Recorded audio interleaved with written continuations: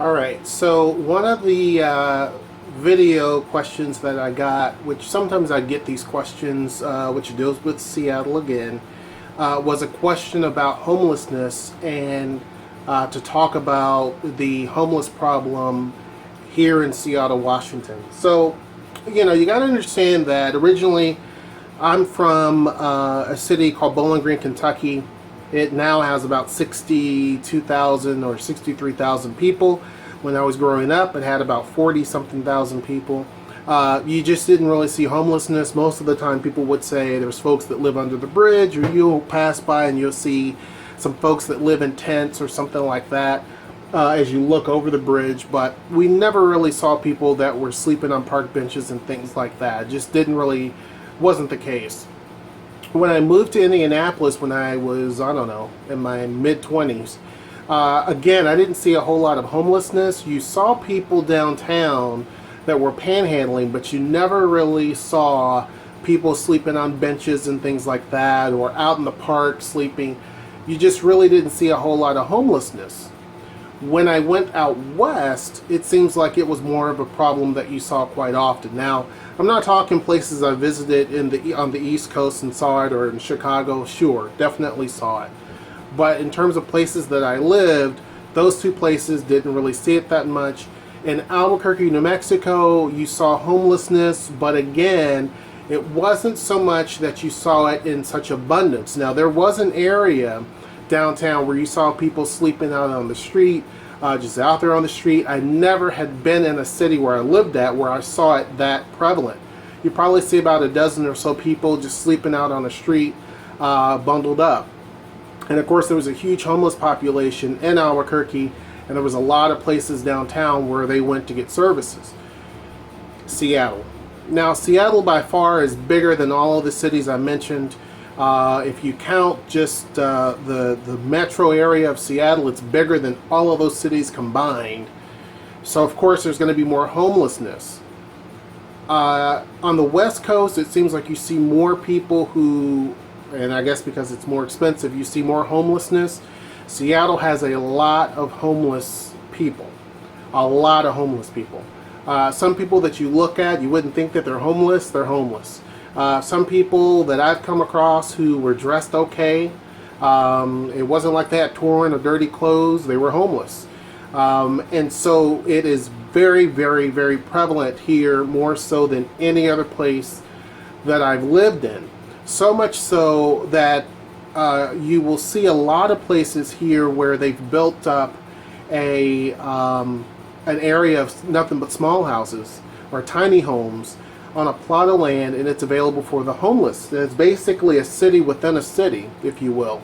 It's a tiny little city on a plot of land, 2 or 3 acres, and they have all these little wooden houses built up, and that's where a lot of homeless people had been living back in the day, and they still live there today, but that was kind of how the issue was kind of handled. Today, there's now tent cities all over Seattle.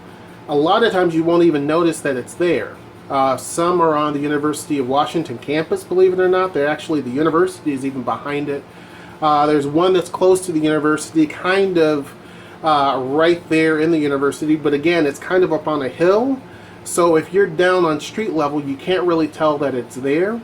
There's others just spread throughout the city where there's truly what's called a tent city, and the homeless live there. Now, before the tent city craze, if you will, and I say that may have started a lot, you heard a lot more about it this year, there was a lot of homeless that lived downtown. If you go into what's, I guess, considered to be the trendy area where a lot of the shopping is, there's one major zone, a thoroughfare, that goes through there. You won't really see a lot there, but if you go the next street over, you'll see probably for a block of nothing but people who are homeless or sleeping on the outside of that store. I'm not going to mention the store, but there's a store that covers nearly a city block, and you'll see homeless there. Another section, probably about a mile from there, you will see in the International District under the bridge, on both sides of the bridge, because there's The interstate runs through there. And on one side, and in the middle, there's parking. One side of the street, there was nothing but homeless that lived out there, living on the street. Some had tents, some did not. I would say, again, another block full of homeless. You go on the other side of the interstate. So let's say the interstate's here and here, okay? So this is outbound and inbound traffic.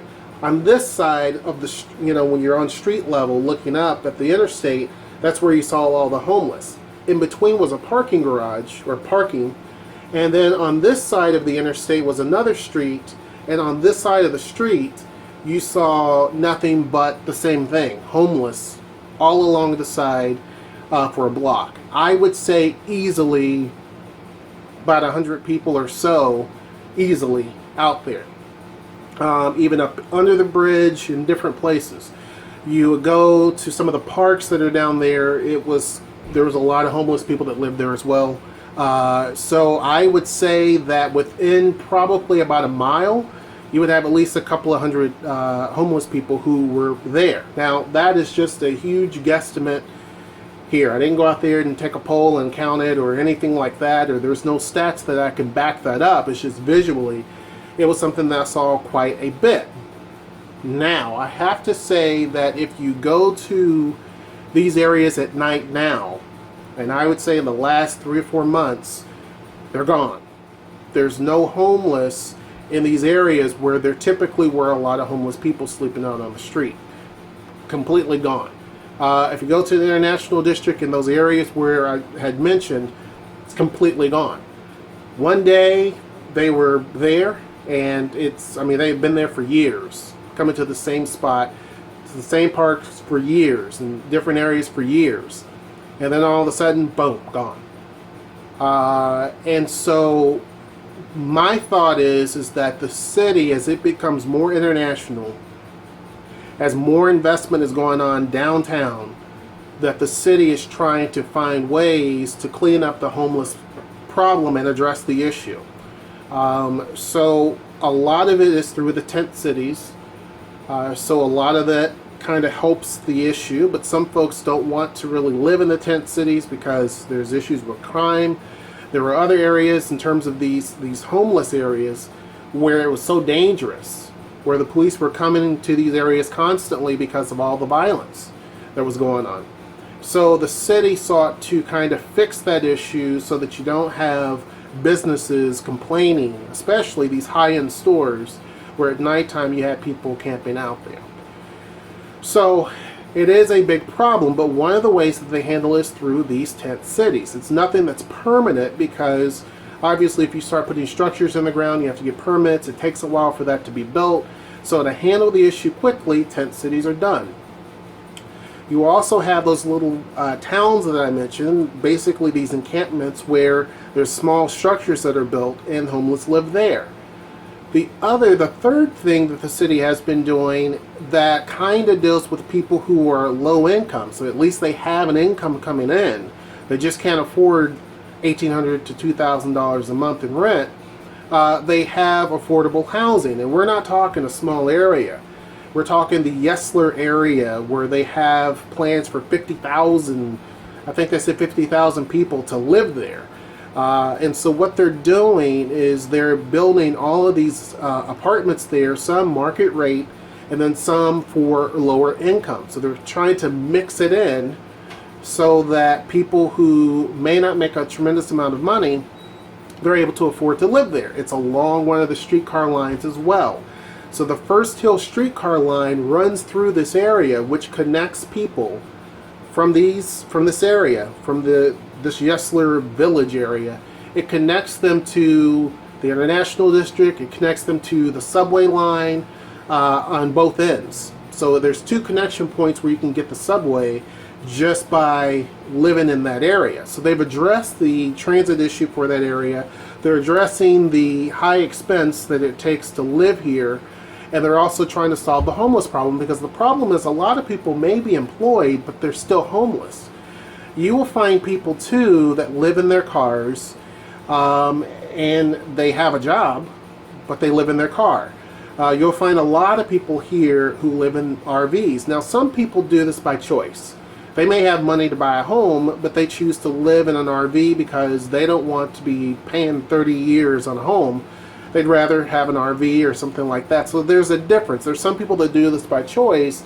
There's others who really don't have a choice, and this is where they live. But you will see a lot of places, especially as you leave downtown, up along this area, you'll see along some of these smaller streets that are not so busy, you'll see people that have parked, and that's kind of where they live. You'll see over in some of these different areas where people it's nothing but little small RVs parked around where people actually live. So they get the benefit of being inside the city. They get the benefit of being relatively close to downtown or wherever they're working at, and they're able to do this very affordably. So that kind of is the situation here in Seattle in terms of the homelessness. Now, it's not as, I guess it's not as bad as it used to be in terms of what you will see as a tourist or what you will see as a person who lives here. In terms of seeing it all over the place, you won't see it as much. I started to even see homeless folks even up this way, and we're about 10 miles from downtown. So you started to see some of it. It's now gone. So there is more of an effort by the city to kind of tamp down on that so that we don't have business owners look down on this and complain to the city. With that said, there's a lot of, and there's speculation that eventually the city wants to host the Super Bowl. Maybe the city wants to attract the Olympics, and they won't do that until they actually build up the transportation system here a little bit better.